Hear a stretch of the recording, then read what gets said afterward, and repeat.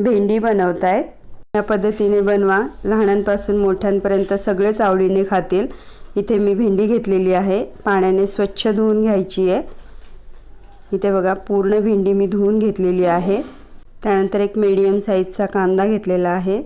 कांदा आपल्याला उभा कट करून घ्यायचा आहे। जेवढा पातळ कापता येईल तेवढा पातळ उभी काप करून घ्यायचे आहेत। अशा प्रकारे आपल्याला हा पूर्ण कांदा कट करून घ्यायचा आहे। त्यानंतर इथे भेंडी घेतलेली आहे, भेंडीचं देठ काढून घ्यायचं आहे। त्यानंतर मधोमध कट करून परत एकदा आपल्याला कट करून घ्यायची आहे आणि त्यानंतर त्याचे बारीक काप करून घ्यायचे आहेत। इथे बघा अशा प्रकारे मी पूर्ण भेंडी कट करून घेतलेली आहे।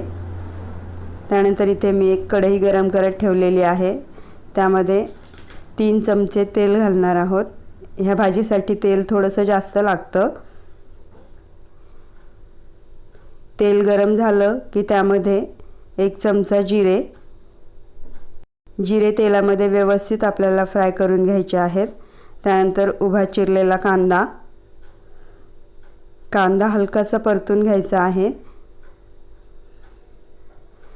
कांदा थोडासा परतला की त्यामध्ये 1 चमचा लसूण।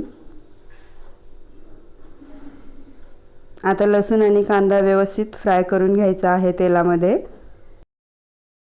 इथे कांदा लसूण फ्राय झालेला आहे। त्यानंतर 3 चमचे मी खोबरा किस घेतलेला आहे, तो पण ह्यामध्ये घालून आपण छान परतून घेणार आहोत।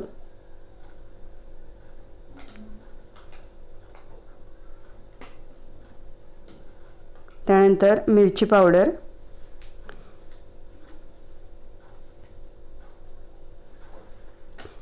पावडर तेलामध्ये व्यवस्थित फ्राय झाली की त्यामध्ये आपल्याला मग कट करून घेतलेली भेंडी घालायची आहे। आता मसाल्यामध्ये भेंडी व्यवस्थित नरम होईपर्यंत छान परतून घेऊया। इथे बघा पूर्ण भेंडीला मसाल्याचा छान कोटिंग झालेला आहे। त्यानंतर 1 चमचा धने पावडर, थोडीशी कसुरी मेथी, पाव चमचा हळदी, 1 चमचा कांदा लसूण मसाला। आता हे व्यवस्थित आपण ह्यामध्ये परतून घेऊया।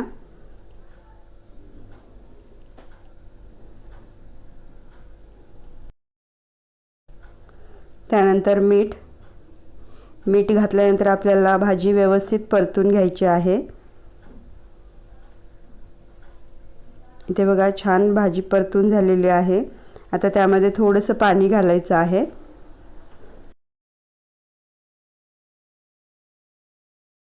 त्यानंतर दही घेतलेलं आहे मी, ते दही घालणार आहोत।